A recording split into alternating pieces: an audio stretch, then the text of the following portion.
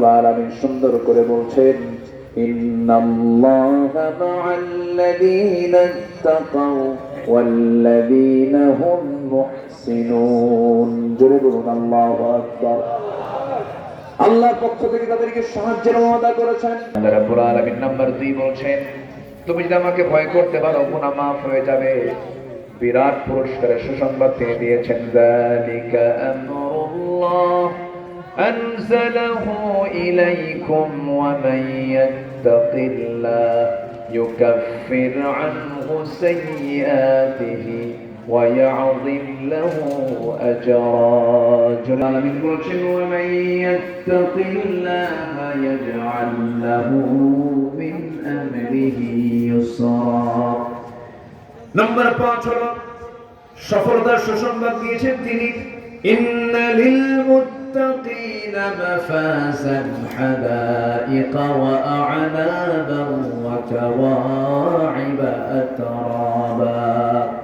নম্বর 6 হলো সংকট থেকে তিনি উত্তরণ করে দিবেন, ওয়া মান ইয়াত্তাকিল্লাহা ইয়াজআল লাহু মাখরাজা। নম্বর 7 হলো নম্বর 10 হলো আল্লাহর মুহাব্বতের সুসংবাদ তিনি দিয়েছেন, ইন্নাল্লাহা ইউহিব্বুল মুত্তাকিন। জোরে বলুন আল্লাহু আকবার। এবং নম্বর 11 হলো আল্লাহ রাব্বুল আলামিন কবুলিয়তের সুসংবাদ দিয়েছেন, ইন্নামা ইয়াতাকাব্বালুল্লাহু মিনাল মুত্তাকিন। জোরে বলুন আল্লাহু আকবার। নম্বর 12 হলো শ্রেষ্ঠত্বের সুসংবাদ দিয়েছেন, ওয়াল্লাযীনা ইত্তাকাও ফাওকাহুম ইয়াওমাল কিয়ামাহ।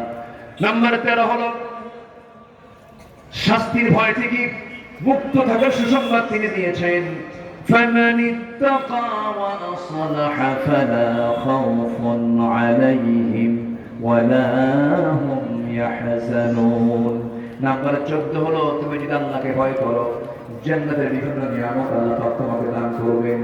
ইন্নাল মুত্তাকিনা ফি জান্নাতিন ওয়া নাহার। আল্লাহু আকবার।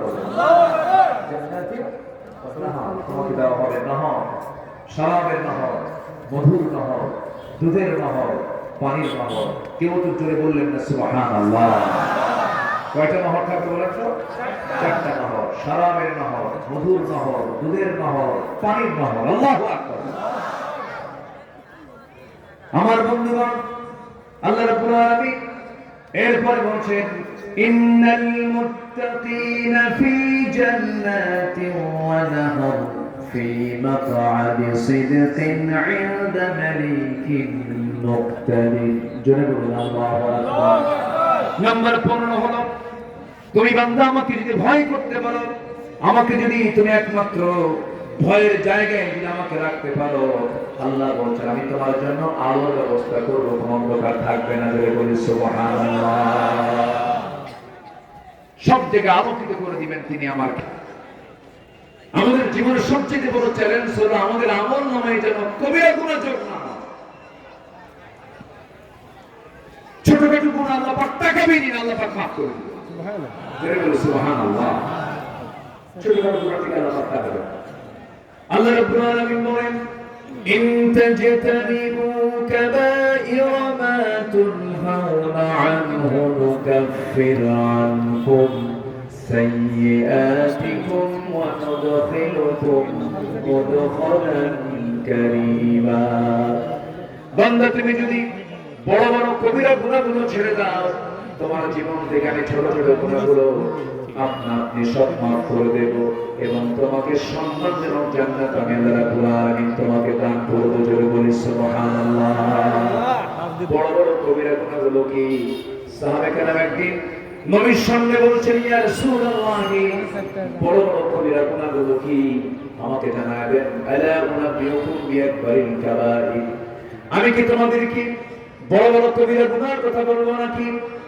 সাহাবীরা প্রশ্ন করলেন, হুজুর আপনি বলুন বড় বড় কবিরা গুনাহগুলো কি কি? রাসূল বললেন, এক নম্বর হলো আল-ইশরাকু বিল্লাহ, নাম্বার 2 হলো উকুকুর ওয়ালিদাইন, নাম্বার 3 হচ্ছে কাউলুস সুর, বাজে কথা, নাম্বার 2 হলো পিতামাতার সঙ্গে খারাপ আচরণ করা, নাম্বার 1 হচ্ছে আল্লাহ শিরিক করা। শিরিক করলে পরে বড় গুনাহ হয়ে যাবে, সবচেয়ে বড় গুনাহ। নাম্বার 2 হলো বাপ মার সঙ্গে নাফরমানি করা। বাপ মাকে ভাত দেয় না, বাপ মার